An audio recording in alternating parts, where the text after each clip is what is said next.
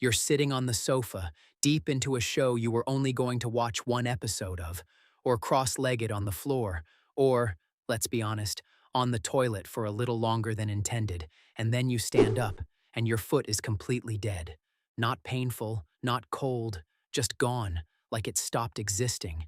And then, before you've even taken 5 steps, it hits you. That prickling, that buzzing, crawling electric sensation that moves through your soul like someone is pressing 1,000 tiny needles into your skin from the inside. It's deeply unpleasant.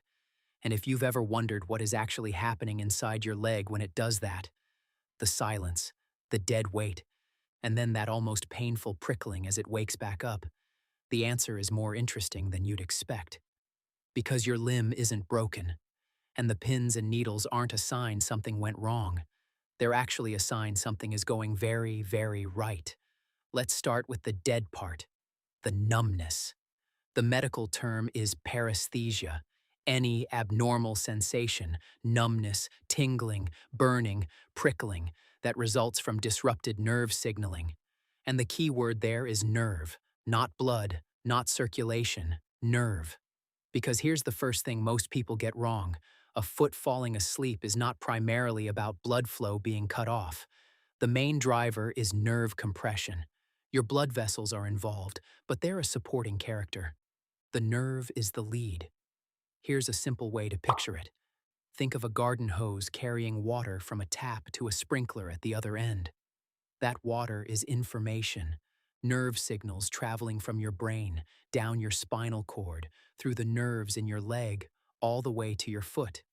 In normal conditions, those signals flow constantly and uninterrupted. Your brain sends signals down to maintain muscle tone and body awareness. Your foot sends signals back up about pressure, temperature, and position. The two are in continuous conversation. Now imagine someone steps on the hose, right in the middle. If the kink is tight enough and you leave it long enough, the flow stops. The sprinkler goes quiet. Nothing's getting through. That's exactly what happens when you cross your legs or sit on your foot for an extended stretch of time. You are physically compressing a nerve. The culprit is often the peroneal nerve, which runs right around the outer side of the knee, remarkably close to the surface, which makes it unusually vulnerable to pressure. Sit cross-legged on a hard floor for 15 minutes and you're essentially pinching that nerve between your own body weight and whatever you're sitting on. The pressure disrupts the nerve's ability to transmit electrical signals, and the longer you hold that position, the more thoroughly the signal gets interrupted. At first, the disruption is partial, a vague heaviness, a slight buzz. But if you stay in position long enough, the nerve goes quiet.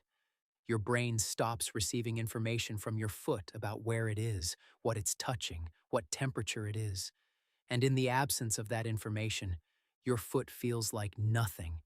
Not pain, not cold, just an eerie, unsettling blankness, like a phone call that's been dropped and the line has gone completely silent. Worth noting, nerves aren't just simple wires. They're living structures that need a constant supply of oxygen and glucose to keep firing.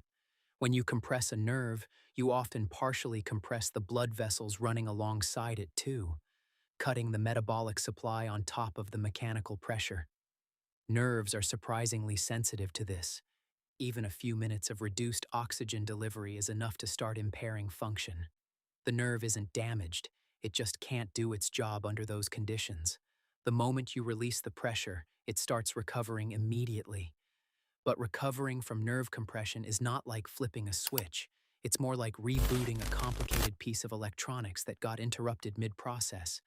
And that reboot is exactly what you're feeling when the pins and needles kick in. Picture your internet router.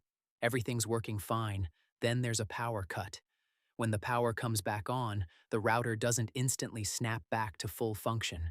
It cycles through a restart sequence, a brief period of confused, partial, erratic output while it reestablishes all its connections. That's a pretty accurate description of what your nerve is doing when you stand up after your foot's been asleep. The pressure is released. Blood flow returns, and the nerve fibers start firing again, but not smoothly, Not in the coordinated way they fire when everything's working normally. They fire erratically.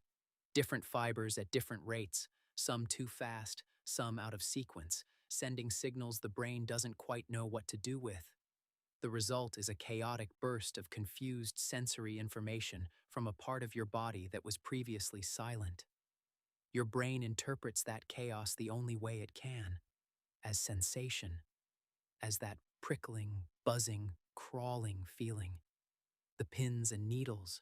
What's happening at the cellular level is called ectopic discharge, the nerve firing signals that weren't requested by anything, not by a sensory input from the foot, not by a motor command from the brain, just spontaneous electrical noise as the nerve restores its normal resting charge. That noise is what you feel. You're not feeling anything that's actually happening to your foot. You're feeling the nerve's recovery process. You're feeling the router rebooting. This also explains why pins and needles can feel worse than the numbness that came before.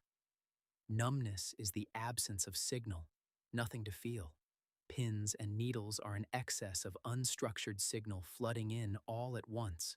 Your brain registers that kind of overload as aversive. It's sensory chaos after sensory silence. The recovery takes anywhere from a few seconds to a couple of minutes, depending on how long the compression lasted. Moving around genuinely helps. It restores circulation, delivers oxygen to the recovering nerve, and gives your brain real sensory input to process, which helps the whole system recalibrate faster. Now, and this part matters, not all numbness and tingling works this way. The version we've been talking about is genuinely nothing to worry about. It's a normal consequence of having a nervous system that can be temporarily disrupted by your own body weight. Almost everyone experiences it. But if your foot falls asleep frequently without any obvious positional trigger, if you're sitting normally and it goes numb, or the sensation doesn't clear up after a minute or two of movement, or it happens in both feet at the same time, that pattern is different. That can be a sign of peripheral neuropathy, which is actual damage to the peripheral nerves rather than simple compression. The most common cause is diabetes, where chronically elevated blood sugar gradually damages nerve fibers, particularly in the feet and hands. Other causes include vitamin B12 deficiency, thyroid dysfunction, alcohol-related nerve damage, and certain medications. The pattern is the tell. Positional paresthesia is predictable, one-sided, and clears fast when you move. Neuropathic paresthesia is unpredictable, often affects both feet at once, and persists even after you change position. It might also carry a burning quality rather than classic pins and needles, and it tends to be worse at night. If any of that sounds familiar, it's worth a conversation with your doctor. Many of the causes are highly treatable once identified.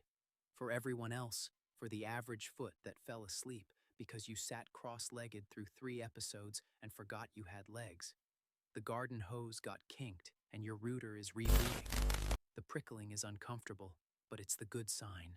Silence was the problem. The noise is the fix. Your body isn't breaking, it's working. Next time your foot falls asleep, don't panic. Your nerves are just doing their job. If this kind of body science is what you're into, the strange, slightly unsettling things your body does that no one ever properly explains, subscribe to Body Curious. New video every week. We'll see you next time.